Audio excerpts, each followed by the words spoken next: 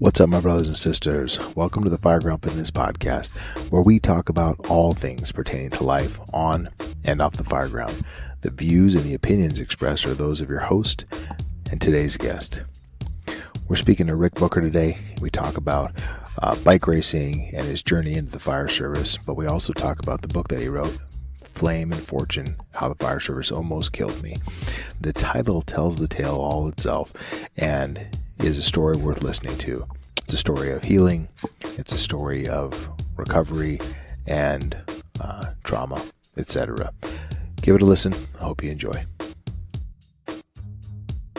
Check 1, 2, 3, 4, 5, 20. What TRT station did you say you were after? 12 and 28 were the two places. Well, I spent the most time at 12 on engine 12. Okay. On C shift. Yeah, I was C shift most of my career. Oh yeah. Is Scottsdale's shift alignment the same? I think it is. It is. Yeah. So yeah, odds are that, I mean, we were definitely on something together. Yeah. It's interesting that you can have calls that would be a career call elsewhere in the country into a big department like one of ours. It's just a Thursday. Right. You know. Yeah, the number of special operations events that happen in this metro area is phenomenal. It's quite a large, quite a volume of them. Yeah. And I think it's cool because of our deployment model, you get the opportunity to be a part of that, as opposed to it being an isolated team that's disconnected from fire operations. Like it's part of our program. Very cool. And add the automatic aid system, and now you bring in other entire departments, not just a group of guys within your department. Right. Pretty cool. Yeah. Yeah. So, Rick, if I want to talk about this great motorhome that we're in right now, because what a dope retirement setup for you, man. This is fantastic. It's been years in the making. Yeah. I took about 3 years to plan this. And originally I wasn't going to be doing it alone, but life happens and that happened. But yeah, the research started with, I think I want a Sprinter van. I want to do the van life thing. Right. And then I realized that I couldn't really stand up straight inside a Sprinter van. You're a tall fella. Yeah. So then I looked at something bigger until I walked into one of these and thought, okay, this is actually workable. Yeah. What I will say, though, for those who are not here, obviously, the setup you have on the back end is fantastic. You got your truck and your bikes and your, all your toys mounted up back there. Yeah. It's phenomenal. So in retirement, I do want to talk to you, of course, about, we want to talk about your book and talk about your message when it comes to mental health. Mm-hmm. So, but I want to talk a little bit more about retirement. Yeah. So, because to me, when we talk about this job, so many times we start looking toward the end and what that looks like afterwards. And this is all tied together because retiring healthy, physically and mentally healthy, is what all of us want. Yeah. And so, right now in retirement, you got all your toys on the back there. Where are you spending your time? I spent most of my time this summer up in Montana. But yeah, I did, starting in April, I headed east and basically did a Midwest book tour. I had a couple speaking gigs over there, a couple interviews in Kansas and in Missouri, visited family down in Texas. And then I made my way up through the Dakotas and into Idaho and Montana. Nice. So yeah, it sounds awful. It was terrible. It was terrible. The hardest thing about it was deciding what I wanted to do that day. Right? Do I want to hike or ride or climb or kayak? Yeah, what a problem to fly have. Fish. Golly. But if you looking back at it and kind of where I was mentally at the time, I was still reeling from a loss of a relationship. Yeah. So I just needed to kind of figure out where I was as a person and what I wanted out of life. I had this purpose through RB603 and doing public speaking and working to do advocacy work for first responder and military mental health and wellness. Yeah. But I was still trying to figure out how that was going to fit into my life and how that was going to fit into my travel model. Yeah. So all the adventure sports that I do are really therapeutic for me. Yeah. And I mean, I was in high gear with all that stuff over the summer. To some extent, I still am, but that really helped me kind of figure out what I wanted to do and on what terms. So I spent about 5 or 6 weeks within 60 miles of the Canadian border, in and around Glacier National Park. I strung 40 days together where I fly fished every day. I had an incredible summer, and then I started working my way south through Idaho. Flame and Fortune, How the Fire Service Almost Killed Me, had come out in book form early in the year, but I didn't have the audio version recorded yet. I was going to say, I saw that it recently came out as an Audible or an audiobook. Yeah, so that's the print version is available through print on demand on 19 different platforms worldwide. And I self-published that. And through that same self-publishing platform, I was able to upload all the audio files. Yeah. The original plan was to record that in a friend's studio. And I think he came to realize that was going to require probably a month or more of work and dedication from his intern that he just couldn't take away from his personal podcast. So being a do-it-yourselfer, I did it myself. Nice. How'd you do it? Did you create a little sound booth or something? Or I have limited space here in the rig, sure, and it can be noisy depending on where you're parked. Yeah, that makes sense. So I thought, okay, if the outside environment is kind of my sound booth that determines what the inside sound levels are, let's get as far away from everything as possible. So I found a little lake in the backcountry in Idaho. Did a little recon in the rover to make sure I could get this rig out there. Yeah. And then I spent 2 weeks on state land in Idaho above a little lake and recorded the whole thing myself, and then went back into a spot in West Yellowstone and did all the post processing and all that. Nice. So in the process, I learned how GarageBand works and how to edit. That's awesome. And I fully expected it to get rejected. Yeah. Because they're pretty, Audible especially is very particular about their sound quality and their levels. It got accepted first try. So nice. That's available on 45 different platforms worldwide. Right on. Yeah. Well, now, so I do most of my, I'm throwing up some air quotes here, reading through Audible. Yeah. And so now I'm all disappointed that I have the hard copy and I had to plow through it. Yeah.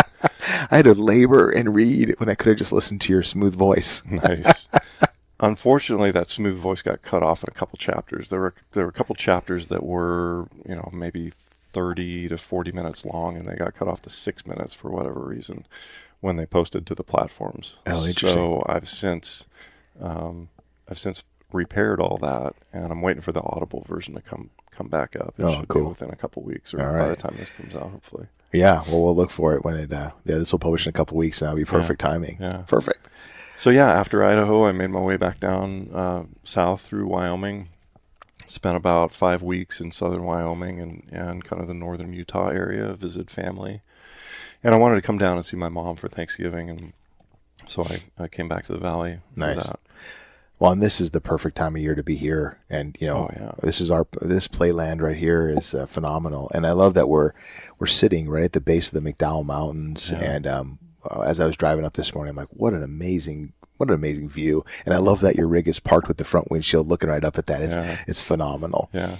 Well, so let's, I want to talk about your journey a little bit in the fire service, and it's quite a cool coincidence that we're parked at the foot of the McDowells, where you in Scottsdale, where you spent your career, and kind of it's kind of a full circle for me as I read your book and track your career, and here we are back sitting right here looking up at these mountains. Yeah. So, your career ended with some mental health stuff. And so I want to sort of talk through, well, sort of what brought you to the fire service in the first place? Yeah. Like you come out, where'd you grow up, first of all? Grew up in Fort Worth, Texas until I was 14. Okay. And then family moved out here when my dad relocated for his career. So that was in 87. And the cycling was huge in my life. From an early age, I raced BMX as a kid back in Texas. And then when we came out here... like around the neighborhood or like legit BMX racing? No, with helmet, goggles, on the track, do jumps and all that. Okay. So I think I started, I started at age 12 doing that. So we moved here when I was 14, and then I got into road bike racing, and then just a couple of years after that was mountain bike racing. So over the course of my career, I raced for over 30 years. I actually did a mountain bike race a couple weeks ago up in Cave Creek. Oh yeah. So I'm kind of still doing it. I feel like if you really get into cycling, you're a cyclist for life. Yeah. Because you can do it at any level. You don't have to ride fast. You don't have to race. There's something for everybody. Last year I did the 24 hours of Old Pueblo solo. Okay. And oh wow. Which is I like, and for me I was like, hey man, my objective is to ride 100 miles over the course of a 24-hour period. Not anywhere near the competitive level in any phase, right? Yeah. But for me, I was coming off the couch. I had been injured. I was like, I'm going to go do this thing, and to set that as a bar and go out and pedal. And I was like, hey man, I don't have to go fast. I'm not racing this. I am racing myself in this event, right? Yeah. And to go out and get up at midnight and then go out at 3 a.m. and then go out at 6 a.m. and watch the sunrise after pedaling all night. What an amazing feeling. Yeah. But cycling, at any age and any phase. Cycling's how I got into the fire service. Oh, really? So here's how. Okay. There was a Phoenix Fire guy that worked at the same bike shop that I used to spin wrenches at. Oh, okay. And one day he said, hey, anybody that wants to do a ride along, you're more than welcome. So one Saturday I showed up and we did nothing until evening. We're wrapping up from dinner, tones drop. We all run out to the truck, and it was a working structure fire. It was a model home. So we pull up, there's black smoke pumping out of the front door. Hugh and his crew disappear into the house, and the black smoke turns to gray, to white as they get water on it. And they come out covered in insulation and high-fiving, and we ride back to the station after a few hours, and I think, this is it. And at the time, I was taking classes for a business degree that I didn't want, and just kind of, freewheeling, really. Yeah. So what I saw was adventure. Mm-hmm. What I saw was culture. What I saw was a tribe. Mm-hmm. But I didn't realize that I was seeing all those things. Retrospectively, I can look back now and identify that as being attractive to me. Right. But at the time, I just thought it was some cool stuff to do. Right. So within a couple of days, I walked into a Scottsdale fire station, which was rural metro at the time. This was back close to home or something? Is that why? Yeah, it was right down the street. Oh, yeah. This would have been about 92, and I asked them if there were any jobs there. And then they asked me if I was in EMT, and I said no. What's that? Yeah. So I went and got my EMT cert, kind of changed paths from that business degree over to more of an emergency services path. And one thing led to another, and I showed up, and there was a fire captain there that was newly in charge of the reserve program in Central Scottsdale at the time. And he pretty much hired me. That was it. I didn't stand in a line with 5,000 other people to get one of 100 applications. Right. I didn't sit in front of an oral board. I didn't do a written test. Do you feel bad about all that? Terrible. So guilty. It's funny to me though. Like your journey is your journey is your journey. Everybody's got these different pathways, and it's so funny to me. My very first ride along, I'm there for 30. I was about 30 minutes, and they popped a fire. Yeah. And I was like, "Oh my God, this job is amazing!" Right. I wonder, that would be an interesting statistic to find out. Right. What are the odds of you starting a fire service career if on your first ride along or on some ride along you see something? Right. It's got to set a hook. Yeah. Because there's something, you showed up for a ride along for a reason. You're like, Yeah. God, there's something attracting me to this. Right. And then when you get there and you have that monumental experience, you're like, oh. Yeah. And I think also you mentioned the tribe, right? You see how the firefighters responded to that, the joy, the the banter. Yeah. All of that is present in a bike shop. And I worked in some big bike shops makes sense, with 5 or 8 employees on at the same time. Well, and that banter, while you're spinning wrenches or building or repairing bikes, it's the same thing. Well, and you raced competitively at a pretty high level on teams, right? And which is not unlike, right? So talk about cycling for a second. Like at that elite level, what does a cycle, like let's road cycling in particular, what does road cycling look like as a team sport? On the surface, it does not look like a team sport to most people who either see somebody riding down the road while they're driving, or even a group of riders, or seeing the Tour de France on TV. Right. So those two polar opposites. The thing about cycling is, road cycling in particular, mountain biking is completely different. That's very much an individual sport. Road cycling is interesting because the terrain varies greatly. There are races that are flat, there are races that are hilly, there are races that are fast, there are races that are slow relatively. And you have different body types of cyclists. So the short skinny guys that are super light are going to always excel in the mountains. That was never me. I was 6'2", 165 pounds when I graduated high school. So I was on, and I grew up doing team sports. So on the football team, I was one of the small guys, played defensive end and tight end. So I had some speed, but I didn't have the size. Right.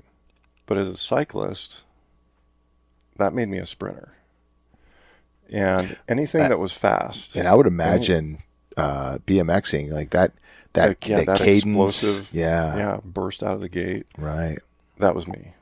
So if it was a relatively flat, fast race and I was around at the end, odds were pretty good that I was going to deliver a good result. The way a team works with that, let's say you have 5 riders.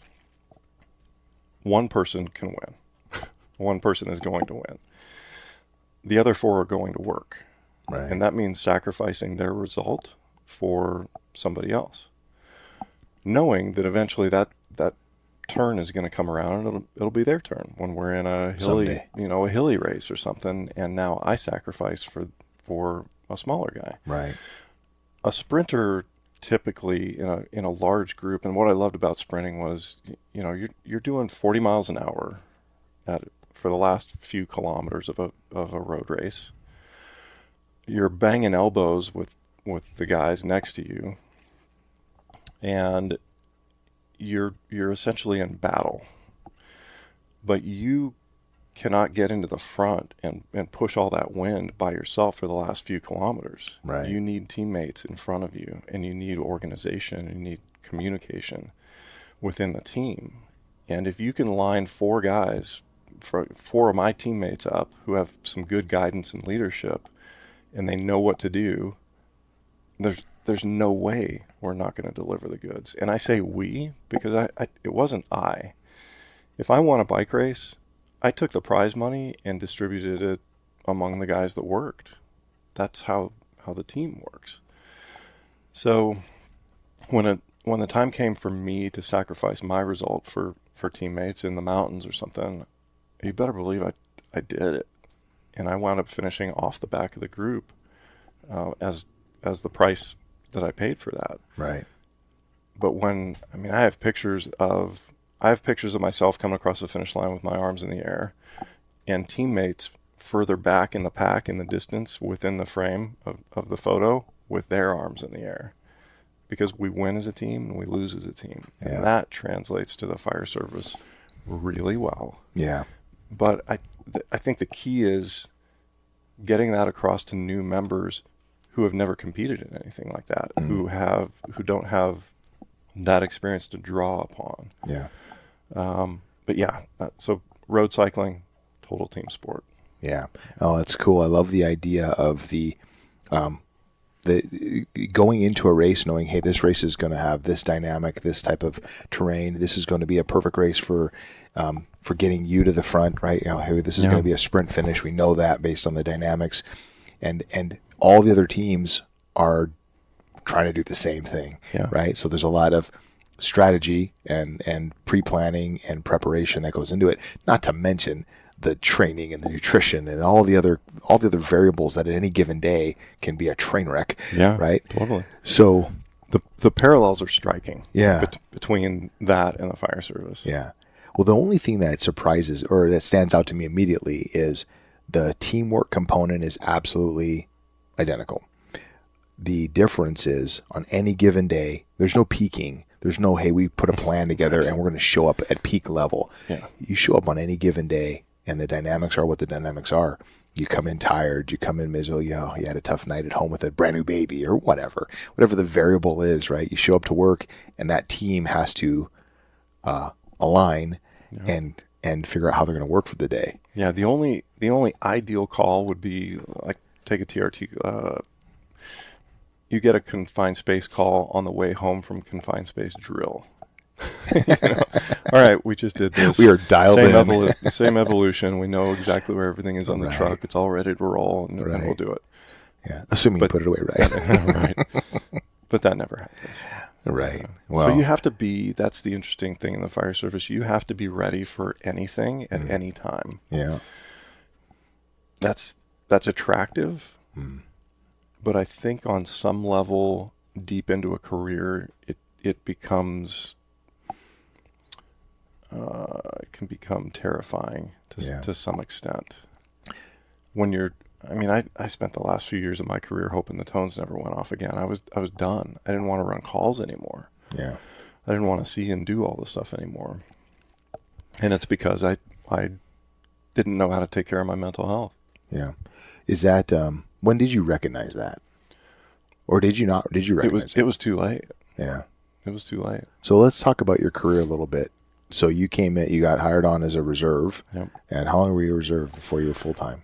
Almost 3 years. And that's a weeding out process that takes the place of the oral board and the written test and all that in a traditional hiring situation that goes on now. Right.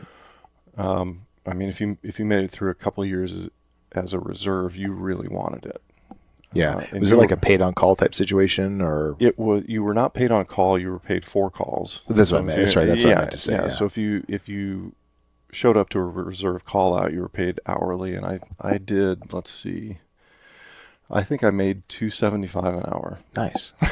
When I started, rolling in it. $2.75 an hour, and then rural supplemented their full-time forces with reserves. So you went through all your basic training. You went through a firefighter academy, firefighter 1 and 2 and all that. And then I got interested in wildland, so I took, probably 20 National Wildfire Coordinating Group classes and got qualified as a crew boss and a squad boss and an engine boss and all that stuff. Because that was a good way to make money, because there were more call outs, and if you could go out on public land or federal land, you made more money. Yeah. Did you keep doing wildland throughout your career? No way. Once you got yeah, as soon as I got hired full time, I was a firefighter EMT, and I got interested in being a medic. All that shoveling and all that bullshit. Yeah. For those that don't know, wildland that's a camping trip with landscaping. Yeah, right. Yeah. It's hard work. It was good. It was fulfilling. Yeah. Because I love the outdoors. I love enjoying public land and national forest land, and it felt good to kind of be a steward of that and to protect it. But as time went on, and you become a city firefighter, that becomes your focus, and you're working 24-hour shifts or more. Right. I worked more as a reserve. God, there were months where I worked 20 shifts. So I worked more as a reserve than I ever worked full time. But the medic side of things was purely because I wanted to be able to do more on calls. Yeah. Because I saw my first day as a TRT member, technical rescue team member, was my first day as a booter out of the academy. Which is very unusual. Completely unusual. Yeah. That's usually, that's like 5 to 10 years traditionally, I think. Was that just a gap in staffing, and they're like, we need a guy who's interested? And there wound up being an opening, but I was able to slide into it because during that time as a reserve, I went to all the TRT drills. Oh, there you go. And I mean, I started climbing rock in '87, so I've had a rope in my hands for, most of my life. Right. And was very comfortable with it. And when I showed up to TRT drill and they handed me some equipment to set something up, they kind of went, okay, how do you know that? He already has a clue. What's your deal? And I did very well in my academy, and that, as a consequence or as a benefit, they sent me to the most coveted opening in the city at that point. So I started in 1996 as a TRT member right away. Nice. But what I saw was, if there was a situation where only one guy was going in to do a rescue or a recovery or some kind of work that had to do with a patient, it was always a medic. So I thought, okay, I'm going to be a medic. I want to be that guy. Yeah. Yeah. Yeah. So that set me on that path. And then within,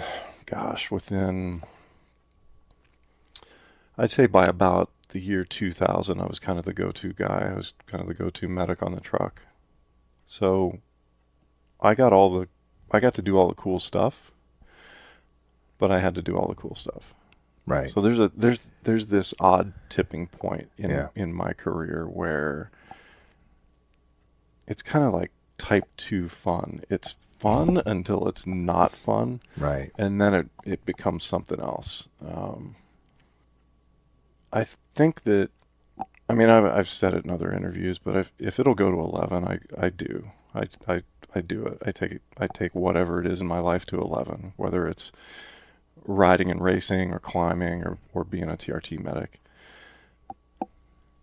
And the way that I took it to 11 was I dialed up my skills, and I volunteered as an instructor for the regional training consortium. So I taught regional in every TRT discipline for years.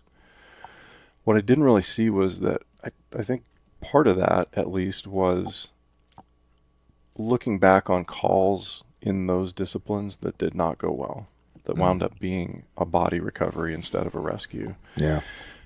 And that put a desire in me to never have those things happen again.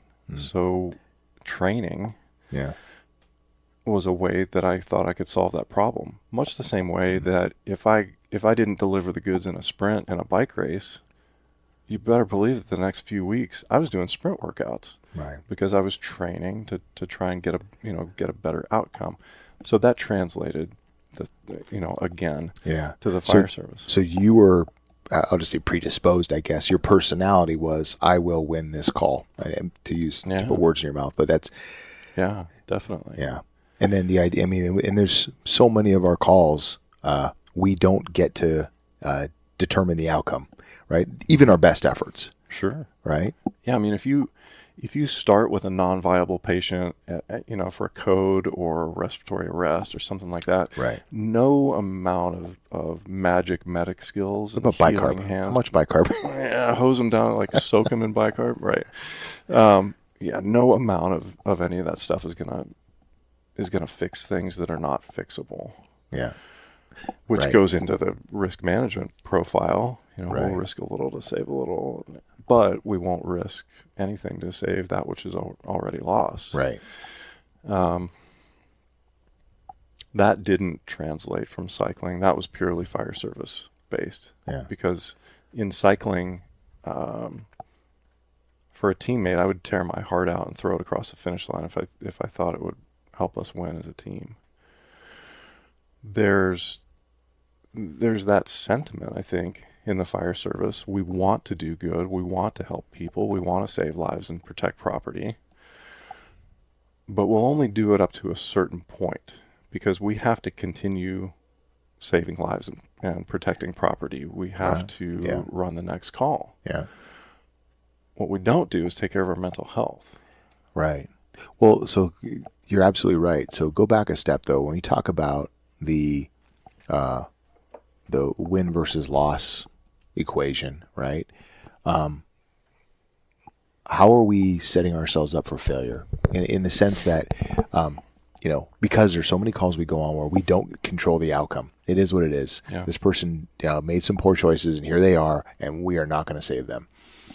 Or, and there's times when we're like, hey, this could be viable. And this is the ones that always got me was, and this is kind of what you're saying is, I never want to be on a call where my skills were deficient and I couldn't make a difference when I look back and go, yeah, I could have made a difference if I had known what the hell I was doing. Isn't that the worst? Right. Well, that's the thing that I was always afraid of. I don't want to be getting ready to key the mic and say something dumb that's going to lead somebody into a bad situation. Right. Or, I'm drawing up meds, and because I don't know what I'm doing, I'm not well trained or haven't given my training good heed, that I make a bad decision or do something poorly.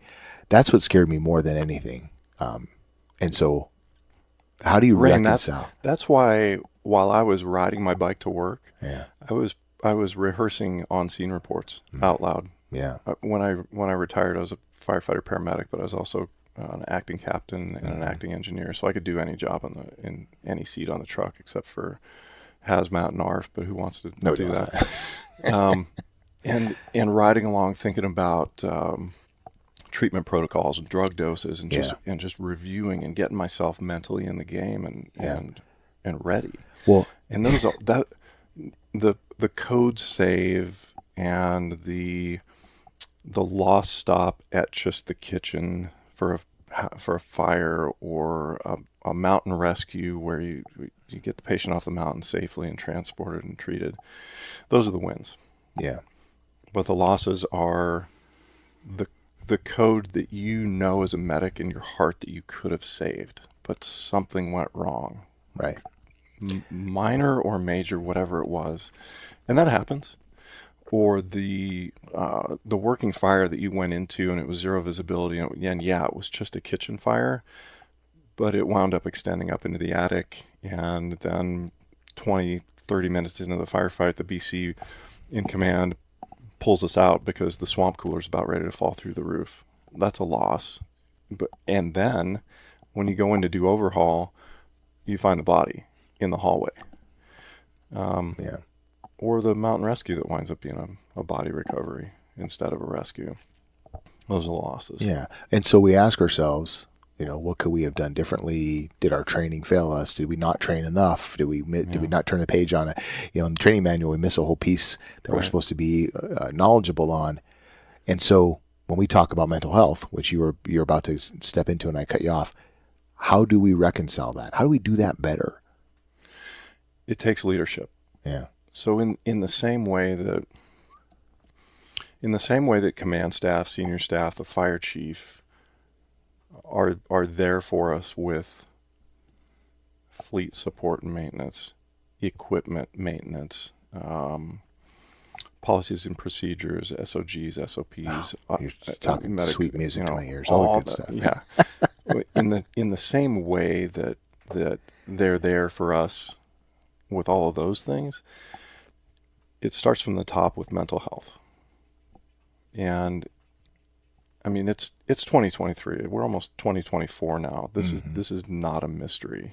Everybody knows that mental health in the fire service and first responders and military is a thing. Yeah.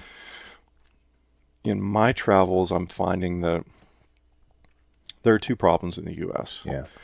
And to be clear, what are you going out and you're speaking and talking to people about this right now? Right? Yes. Yeah. And I tell my story, and what I like to do is show up ahead of time and do some recon and research, and I'll tell you about that in a minute. But in traveling around, and I've appeared on some big podcast platforms, and I always put my contact information, and stay tuned because you'll get it at the end of this one.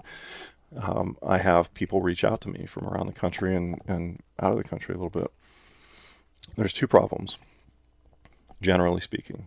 Large departments that have a robust mental health program in place, good resources that aren't getting used by the crews, or small departments that have no resources but are still running the same traumatic calls and doing the same things, albeit on a smaller scale. However, what I came to realize is that volunteers are running all those calls in their little town on their neighbors, doing chest compressions on people they know. Yeah. So it's no less traumatic for them. If anything, it's worse. Yeah.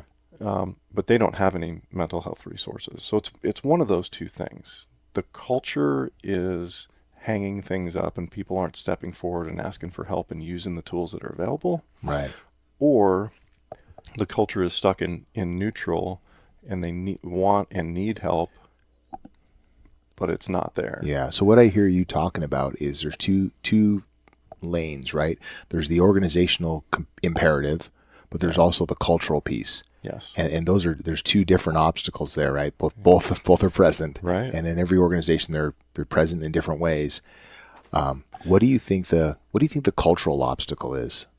Like I know what I grew up with and me too. Yeah. What year did you start in the fire service? 98. Okay. So we're and I came out of the Marine Corps into the fire service. So it was present there as well. Same culture, which is suck it up. Right. Why you such a wuss? Right. This didn't bother me. We were on the same call. Yeah, it's never a problem before. Right. We don't have time for that. I mean, I've heard things like, how poetic. I to hear that. The music of our people. Sirens in the background.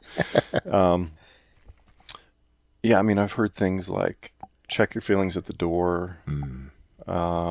Put your feelings in a box. Put those on a shelf. You get them back at the end of your shift. Things like that. And when we started, those mental health resources were not present.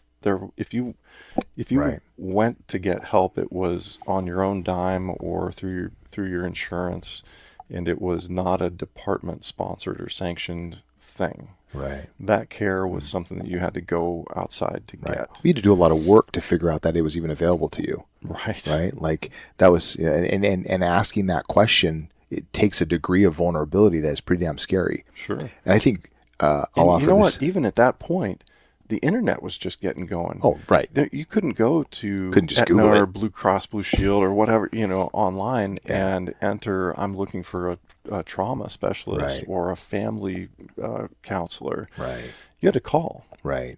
And then ask if they could even get you in. Right. So there were a lot more barriers, which is what's so frustrating now, because there are fewer barriers from the provider side of things, but the culture keeps hanging us up. So again, that comes from the top, just like all the fleet and equipment and policies and all that. That stage has to be set, and the fire chief has to make it clear that it's okay to take good care of yourself. Right. I say it that way because if I said this, it's okay to go get help, it sounds different. Mm-hmm. And it's one implies that you're a broken toy. Yeah. Right. Which is what none of us wants to. We don't want to be that. I don't want to be broken. Right. I don't want to be injured. Right. Especially when it's an invisible injury. Right. Because if I walk in on crutches, everyone's like, "Oh my gosh, what happened to you? Tell me the story. How are you?" Rain. It's funny. It's invisible. Yeah. Until you know what to look for. Right. Well. Yeah. And have you seen the Paul Combs cartoon? Moving around, I see it. I mean, in a group of fire guys. Yeah. I know who's affected now, and that's just because I've seen somebody. Yeah. So the cartoon. Yeah. Have you seen that Paul Combs cartoon? The two firefighters sitting in the back seat, and the one's got a sign around his neck, and it says something like, "I'm thinking about killing myself," or something like that. Yeah. And then Paul Combs, of course, is saying something along the lines of, the signs aren't always that obvious, right?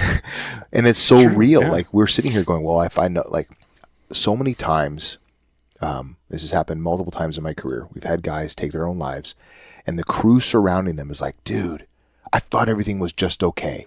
Right. I thought everything was fine. We talked about it, whatever, or I had no idea he was going through, whatever it is, right? Yeah. Yeah. So for you, you talk about being able to see some of those signs. What stands out to you? Looking at my own signs and symptoms, this is it's a tangled web, but we'll kind of push through this, and we'll be sweeping spider webs off our face for a second. Okay. Because it jumps around a little All right, bit. I'm prepared. No mental health resources available when I started. Right. A stigma involving any kind of mental health as being a sign of weakness. Mm-hmm. At some point, CISM, Critical Incident Stress Management, came around, and they asked people to volunteer, and people in the department got on that team. I used it for a few traumatic calls in the late 90s, early 2000s. But it went something like this. The CISM team members showed up, and we talked about the call. Didn't really focus on what went well. It might have been focusing on what went poorly a little bit. There was a little bit of guidance from that person. And then, okay, on your day off tomorrow, go golfing, go for a bike ride, do some self-care, take good care of yourself, and let me know if you have any issues. And then you put the truck back in service and run the next call. Right. Which could be another traumatic, messed up one. So Right. CISM was the truck cranking, but not starting. Mm. It was trying to get started, but it wasn't firing up. And there's some evidence that the CISD, CISM process can actually be a little bit more traumatic as we sit around the table and done the wrong way. Yeah. Yeah. Tell me your process. What did you see? What did you see? And now we go around the table. Now I've got a full 360 of what happened versus just my own perspective. Right. Which is an interesting anecdote. But CISD has got issues. It did. Yeah. And then at some point that transitioned into a program called peer support, which got the truck running, because it was that same type of a visit to the station after the call. And go back a second. CISM had to be initiated by the crew. You had to ask for it. Do you think anybody asked for it? Yeah, because who you got to ask? You're going to go up your chain of command and say, hey, send somebody? Right. No. So rarely did that ever happen. Right. And the times that it did, I insisted that it happen as a firefighter. And I'm standing there in a captain's office, and the captain is looking at me going, are you sure we need to do that? Are you sure we need to get him here? Right. Yeah, I'm freaking sure. Yeah. Well, and let's pause for 1 second. You think about the guy you're talking to, right? This captain, probably some, a salty, grizzled old veteran.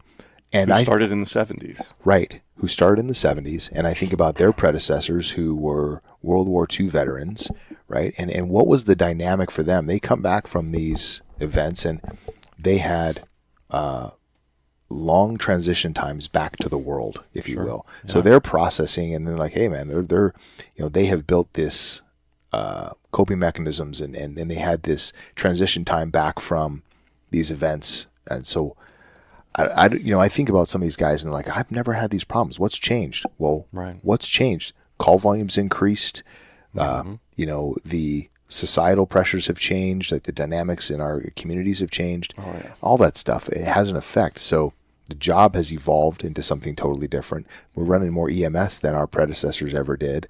Right? Way more. Yeah, which is just a different dynamic, which we are, either equipped or not equipped for. When you start talking about like the, societal mental health piece that we're dealing with, we're not, psychologists and sociologists, right? So yeah, the peer support program came around, and the truck got started because we had those meetings at the station after a traumatic call. They took on a different format, I think, and they were more supportive. But at the end of that meeting, they were meant to say, follow up with your mental health care professional after this. Right. Be very cognizant of any changes that happen in a month from now, because that's when signs and symptoms can crop up to a month from the time of the trauma. Yeah. Here's a list of our providers. Here's there are resources at the end of that. And in that same piece, there are departments now that, for any kind of a flagged call, like a fatality fire, particularly a pediatric drowning, traumatic calls, or anytime the crew requests it, peer support automatically goes to the station after the call. So they're showing up, and the support is there without it being asked for in a lot of cases, which is great. Yeah. So we are making that transition, but there is peer support out there that doesn't necessarily follow up and have that end piece of, here are your resources that are available, because not every department has that. Right. Not every department has a psychiatrist or psychologist on staff or on call. Right. But that's starting to change. Yeah. Yeah. The culture, though, is the barrier. That meeting, that peer support, comes to an end where the engineer or crew member goes out and hits AIQ or calls dispatch and says you're available, whatever your department does. It just kind of ends there. Yeah. And drifts off into the ether for a lot of departments. Yeah. And it's the culture that is the barrier there. Right. So how do you have a culture where folks need to be aggressive, type A, all in, and yet vulnerable enough to take care of themselves? Right. And I kind of a rhetorical question, but I do feel like it's a real problem, right? We want to be tough, and in the moment when you're in the middle of an intense situation, you need to hold it together and be the person who is in charge of your own emotions at the very least, right? Yeah. But so how do you reconcile that, or how do you manage that without falling apart? Without falling apart on the scene? Well, or falling apart afterwards I think it's both. And saying I can't run calls anymore? Yeah, I think it's both. Again, I think it starts at the top. And the requirement there is that your command staff worked in the field at some point. Yeah. And at some point utilized mental health resources. This problem, Rain, it's gonna solve itself eventually with time, because all the old school guys are gonna retire. Yeah. And the new school guys who do utilize mental health resources and have had them available throughout their whole career are going to be the ones with white shirts and gold bugles running the show. Right. And that example is, we lead by example. We mentor our new people. If you have a fire chief who can visit a station and say, hey, I hope you guys are taking good care of yourselves and each other. I ran a call just like this years ago, and I got a tune-up. I went in and dealt with issues with my mental health professional, and I never would have made it to fire chief, battalion chief, assistant chief, captain, whatever that rank is, if I hadn't taken care of myself. Right. Because I know I can keep doing this career and remain healthy, and that's what I want for you guys. That staff has to show up. That staff has to be present. That battalion chief needs to be there along with the peer support crew.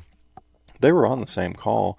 I know BC has plenty to do after a fatality fire or after something newsworthy, but that doesn't keep them from being able to call their neighboring BC and say, hey, bro, cover for me for an hour. I've got to go to 603 and sit down with these guys. Yeah.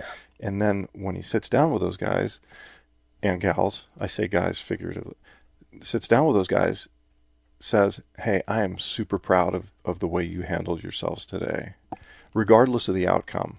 Yes, it was tragic. Yes, I understand that, but I'm so proud that none of you got hurt.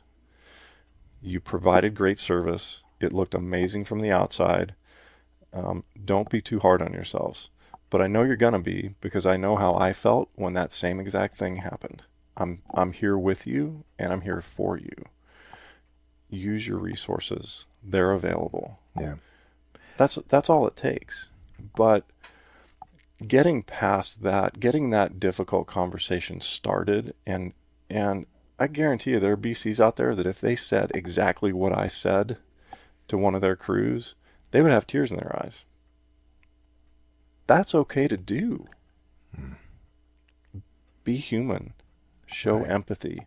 Show that that you really care about your crews and that you are willing to take care of them, that you're willing to tear your heart out and throw it across the finish line so that they can win. Right. It's, you're absolutely right. You have to show up for your people. And it's not enough to just physically walk in and be like, everyone good? Pulse check. Here's a box of donuts. I'm out. You have to be a little bit vulnerable yourself and to demonstrate empathy. It's not enough to just say, hey, I'm here. You have to say, hey, that looked awful. Yeah. That had to hurt. Right. And like you said, I love that, just be human, right? Like you have to meet them where they are. So many times though, we hear people just say, well, golly, they were just, a little tougher. God, I can't believe they're using the Tiger Act. Oh, I can't believe they're going to the Center for Excellence. What? Well, first of all, get over yourself, believe it, because it's real. It's a thing. It ain't going anywhere. Yeah, it's real. So you're right. Leaders need to open their eyes. And I think as leaders evolve and change and retire, that helps. But what I would say is that change needs to happen today. We can't wait around for that to happen. So, the expression I like to use is lead where you are. So if you're a backseat firefighter, start leading your engine company, right? It will have effects in your department. Hold the organization accountable for these important mandates, right, for our health. Just like, we come into the station and what are we going to eat today and when are we going to work out, right? Well, and also, what are you doing for your brain, right? For your mental wellness, right? Are you checking in on your headspace and timing? And same thing with your counterparts. Are you checking in on each other? Because and it doesn't have to be all syrupy and crazy and, what's the word I'm looking for? Woo woo. Yeah. Yeah. Yeah. The Care Bears. That was one of the terms back in the day. Right. I think that difficult conversations are difficult for a reason. Yeah. But if you step back and you look at that and realize that it takes a brave person to do difficult things. Mm-hmm.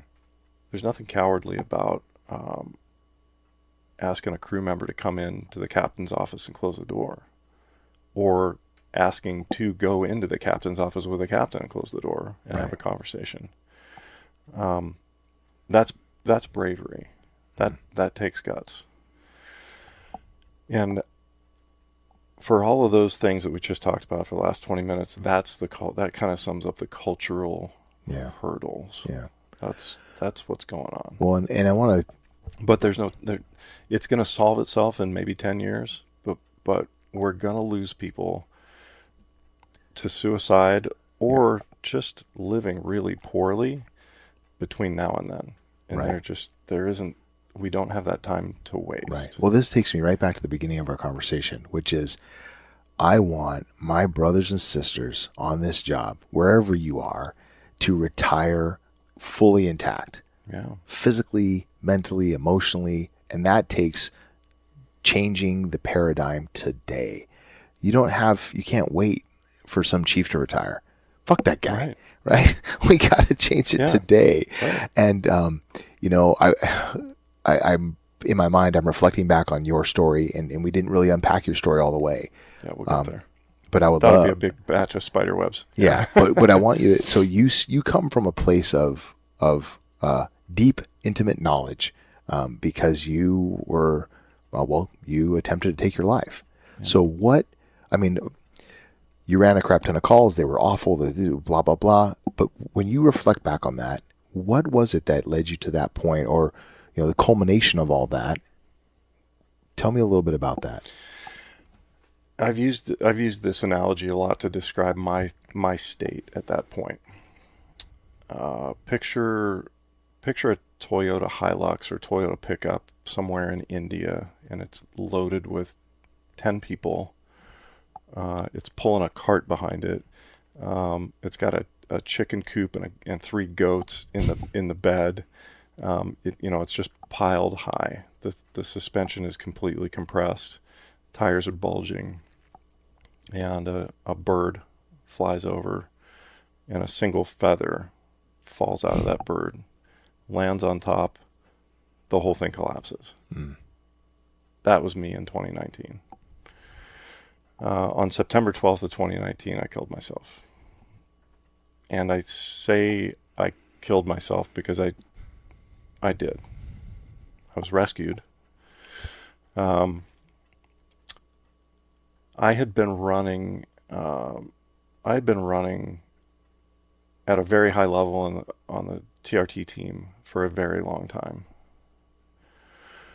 I'd been precepting new paramedics. I'd been teaching regional drill. I had loaded my truck full of my own doing.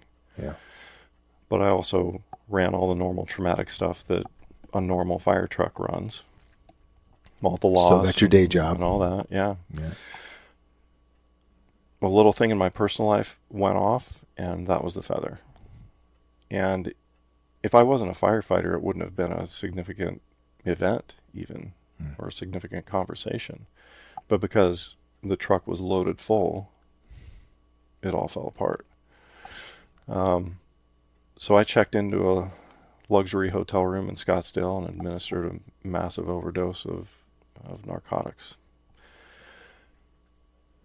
Through divine intervention or circumstance, or however you want to look at it, I was rescued. PD showed up, administered all of their intranasal Narcan, and then something I really regret happened, and that was that the crew from Engine 603 in Scottsdale from the other shift showed up, and they treated me.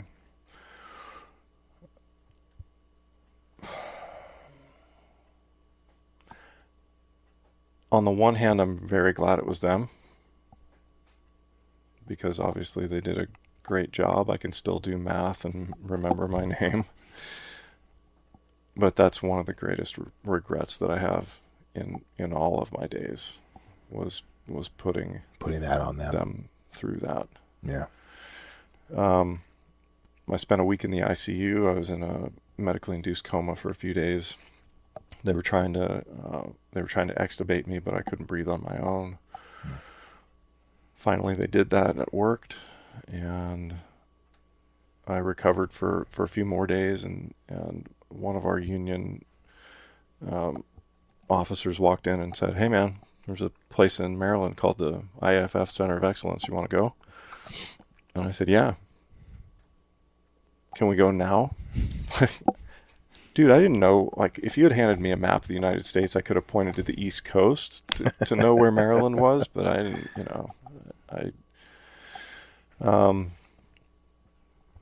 that place, Engine 603 saved my life, and the center, I think, sustained my life. When I first showed up there, I think they were just trying to get me to not feel like killing myself. And keep in mind, I had spent a week in the ICU, and then I took a 4-hour transcontinental flight, and I wound up with a pulmonary embolism in each lung. Oh, geez. In Maryland. So the first couple days of my visit there were spent in the ER and then the ICU again. Got back to the center, and that's when I started learning what PTSD is. And I sat down with Dr. Abby Morris, and she, within about 30 minutes of talking to me, diagnosed me with major depressive disorder, severe anxiety, and complex PTSD. And I didn't believe her. I had those same cultural hang-ups in myself that were extrinsically present throughout my career, but had become internally present. Yeah. So over the next few days after she diagnosed me, that's when I really tuned in and started studying the signs and symptoms of PTSD in particular. And I realized that I was checking most of these boxes, and had been for years. And those were things like social isolation. For me, here's how PTSD was a clever little bitch for me. She disguised herself as success. My social isolation came in the form of cycling training. I would train 20 hours a week. I raced at essentially a professional level for a lot of years. and was very successful. Right. But it was PTSD disguising itself. Social isolation on the bike was 20 hours out on the road or on the mountain bike alone. And you're saying to yourself, look at me being all healthy. Right. Taking care of myself. Hypervigilance. If you think I mean, even still, I can't do this, but if you think I could go into a busy restaurant and sit down with my back to the door or with my back to the room, no way. I would go in and I would look at where the exits were. I'd kind of glance over every person in there. And here's how that paid off one night at Olive and Ivy in downtown Scottsdale. Place is packed. I'm hypervigilant as hell. And I notice a man standing next to a woman who's sitting down and kind of slumped over and trying to provide some kind of aid. I hop up, walk over, ask him, hey, is she choking? And he said, I don't know, I think so. And then I put my hand on her shoulder and talked into her ear, are you choking? And she did the, up and down nod and hands around the throat. And I picked her up and did the Heimlich maneuver and boom, cleared her airway. Success. See, and now you will forever be hypervigilant because now it's been reinforced. Yeah. Avoiding sights, sounds, and smells that remind us of traumatic events. Yeah. I had a really bad call it started out as a rescue of two patients in an underground vault. I'm sure you're familiar with it, and everybody around here is. That turned into a body recovery. Yeah. And, from that point on, I avoided manhole covers and sewer gas, because that stuff reminded me of that call. Yeah. Unhealthy coping mechanisms. Exercise was one of them, certainly. But drinking, alcohol use. I mean, alcohol is such a part of our culture.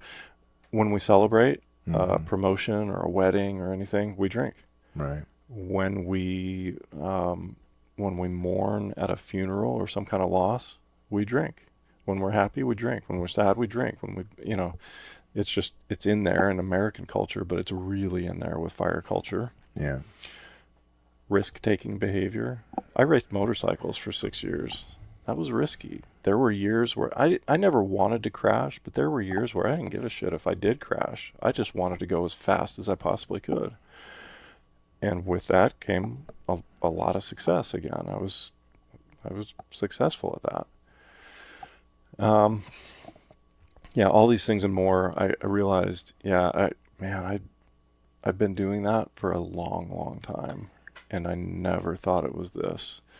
And my crew, we were jerks, because if somebody did step forward for mental health care or got diagnosed with PTSD, we were ruthless, relentless, heartless. Yeah. What did that guy do? We've done all these things. The fire service is so competitive. It's a constant measuring contest. Right. Two things make us do that more than anything. Number one is Firefighter of the Year. Anytime somebody gets Firefighter of the Year, everybody in the city goes, bullshit, we deserve it more, we did this and that. Or a PTSD claim. What did that guy do? What did that gal do? We've done way more traumatic stuff than they did. Yeah, they've only been on 5 years. We've been on 15, 25. Right. Well, that's that story I was telling you earlier, right? I had that same kind of attitude, and it wasn't, it was 21 something years on the job when I realized that my cup was full and running over. And it wasn't until I had that little mini breakdown that I was like, oh, snap, I have got to take care of myself. And it's not just time on the job and things you've done here, it's the totality of your life. And for us to look at somebody else and say, well, that's a weak sister over there. What have they ever accomplished or done? And you don't know what's gone in that person's life. Right. And so many variables. So worry about your own garden. It's interesting to me, Rain, that we can be so empathetic with a patient. Sure. who really needs our help. Yeah. Not somebody at the bus stop that you've Oh, run come a on. million times. They I'm need your talking help, bro. about, Come on. somebody, you know what I'm saying, and everybody else does. Really sick people. But I'm with you. We lack that empathy with each other. Yeah. In our own department and a lot of times on our own truck. That's where it begins. Right. So I spent 45 days at the center. Yeah. Well, so I was going to ask you, what are some of the takeaways from that? I think that here was one of the most interesting things. There's a program that goes on during the day, during business hours. You're in group therapy, you're in classes, you're in appointments. And that stuff is all led by providers. At night at the center, there is a campfire that makes firefighters proud to have that campfire. So it's legit. To tell you, yeah, it's a bonfire every night. Fun. That was where some of the best therapy took place. Because you're sitting there with people from around the country. Right. And you're talking about your uniforms, you're talking about what brand trucks you use, you're talking about your SCBAs, you're talking about what kind of patients you run, you're talking about your shift schedule, retirement, and everything else. But you're also talking about what brought you to the center in the first place. And that gives you that feeling that you are not alone. Because the junior guy that's riding around the truck with 4 years on, who is feeling the signs and symptoms of the trauma that they're exposed to, isn't going to feel comfortable telling the next most junior guy who's got 17 years on about his feelings. Right. That just doesn't happen. So that person feels very alone. By the same token, the captain on that truck with 25 years on can feel alone too. Right. Because there might be an air of, I've got all this time on, I've got to look strong. What can these guys really provide me if they don't have the level of experience that I have? Right. And be that as it may, talk to a captain at a neighboring station if that's the case. Right. The 4-year firefighter in the back seat, talk to your academy brother or sister, because they've got exactly the same amount of time on as you do. You're not alone. Yeah. There's always somebody that you can talk to.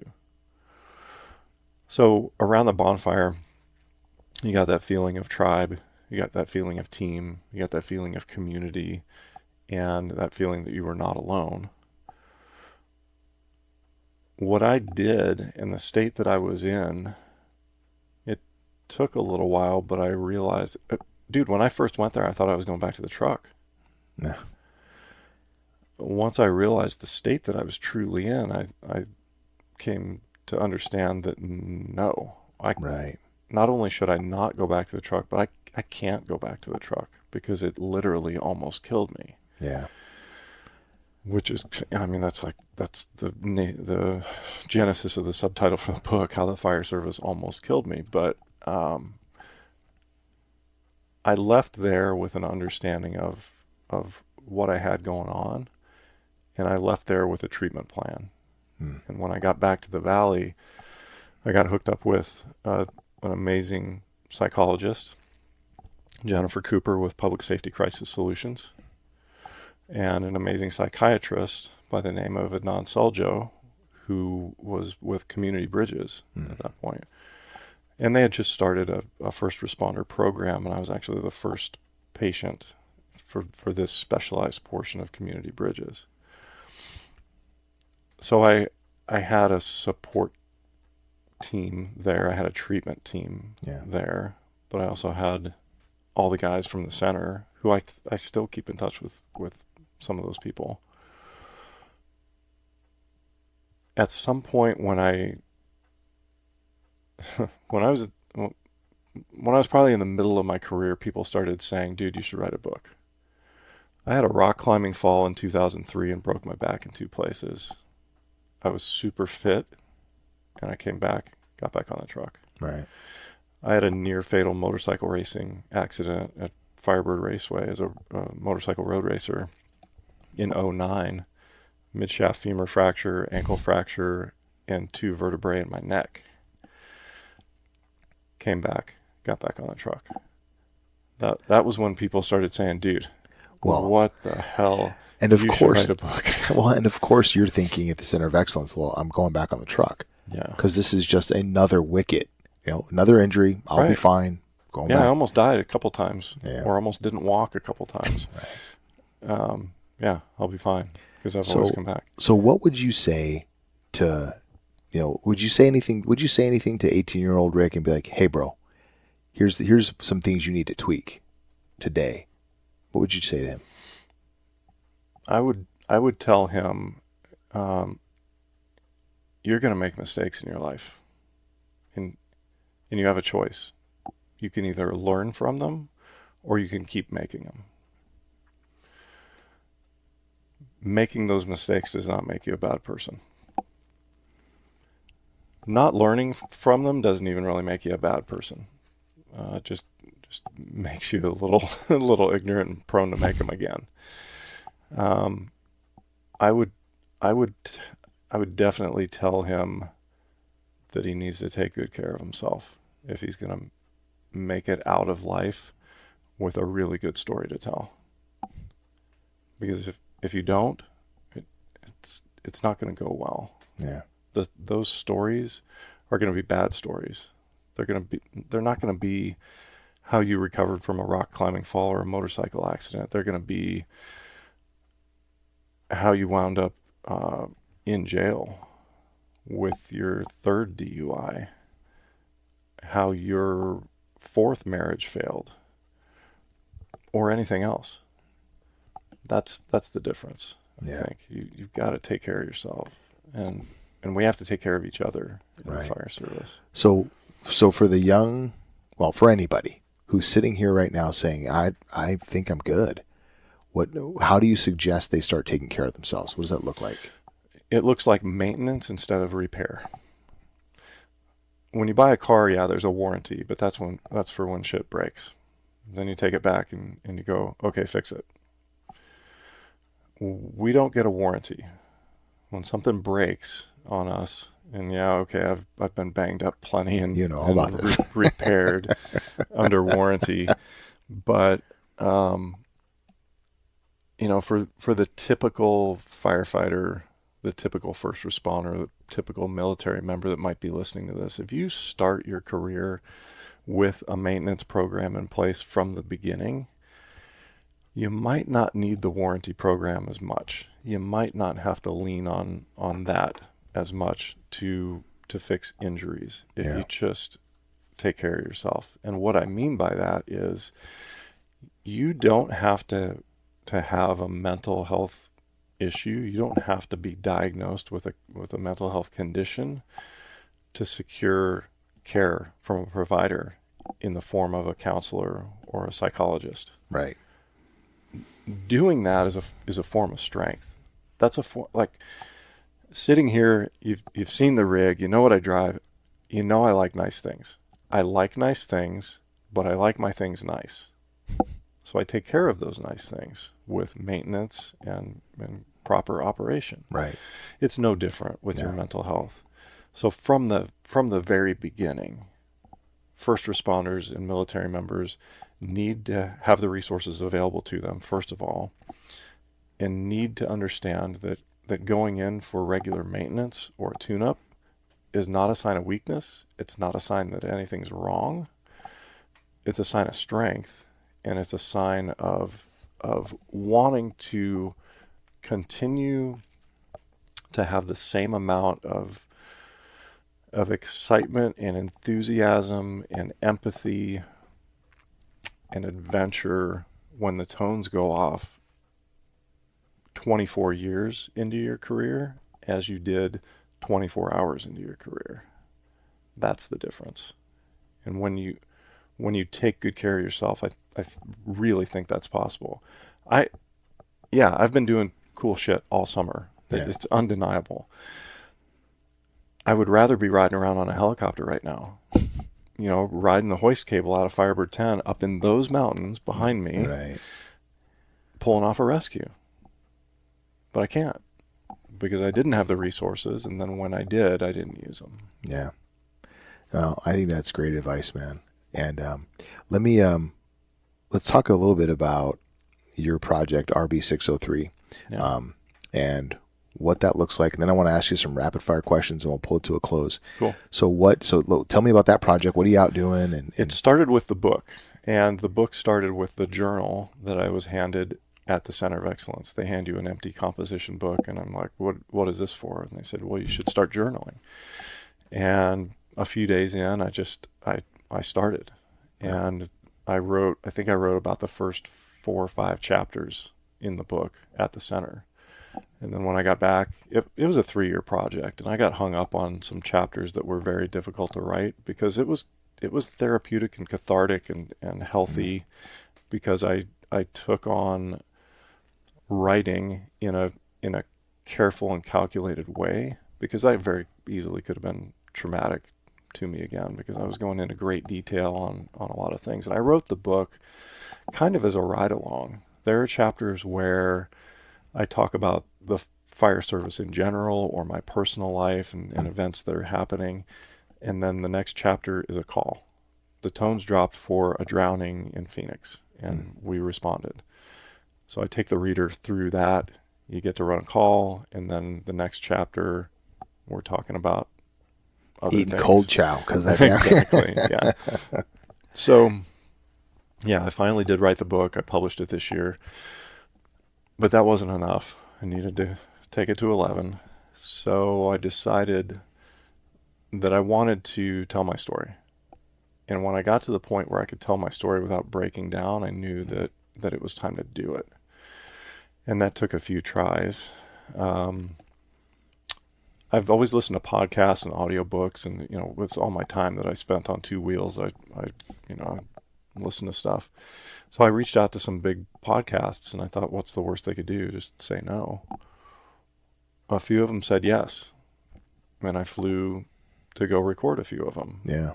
And then people started reaching out to me, and I thought, oh shit, what did I do? Yeah, I saw you were on Cleared Hot was the one that I saw. Yeah. Which is a great podcast. I love that podcast. It is. Andy's awesome. Yeah. I sat down with him for a second time this summer. I've been on the Black Rifle podcast, the Fieldcraft Survival podcast, some big platforms. And I reach out to these people with that idea, like, what's the worst they could do? I mean, I sent copies of my book to Jocko Willink, to Joe Rogan, to Oprah, to Ellen. Hey, I'm going to put lines in the water. There you go.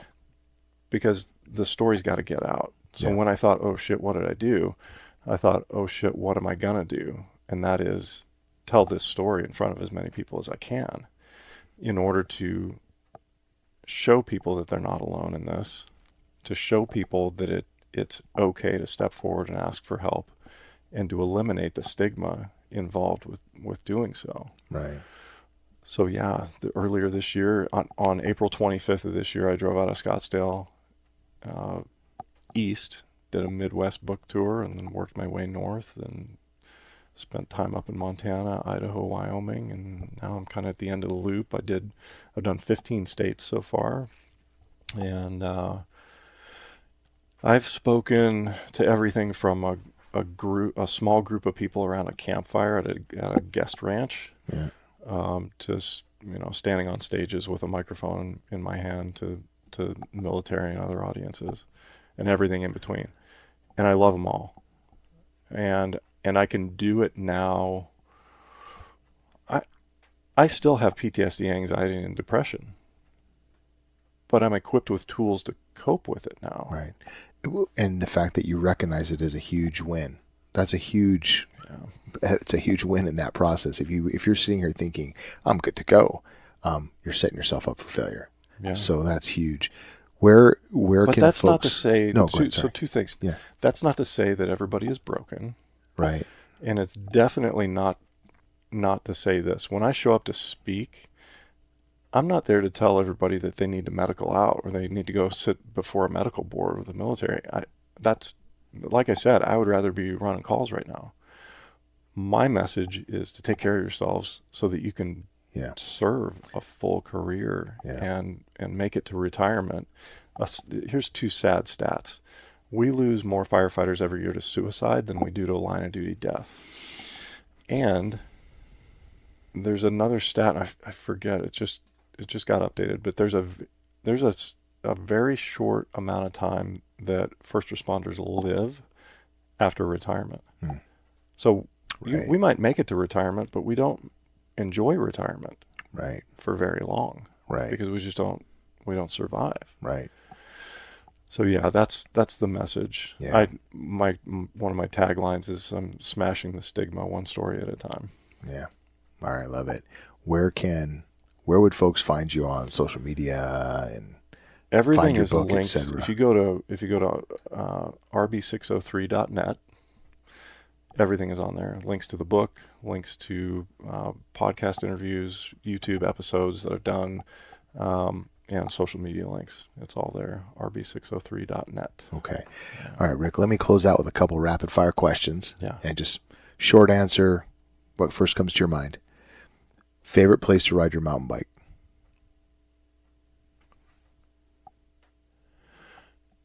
In the summer with the ferns fully grown in on the Arizona Trail, the section that is just west of Arizona Snowball.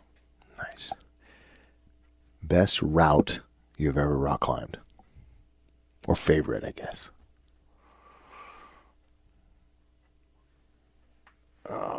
There's a climb on, you know what? The Grand Teton. That was a good one. Nice. Yeah. I love that. And my last question, what does it mean to you to be fireground fit? I've been thinking about this. Yeah. Yeah. You're prepared for this? Yeah.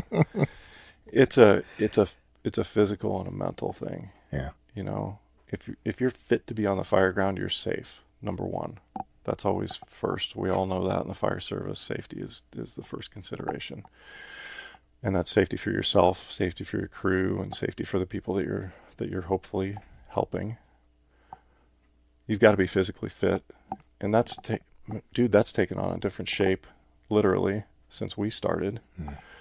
It's more of an athlete now. It's more of a rounded athlete instead of a power lifter that's a firefighter that can do a lot of work with a small amount of air.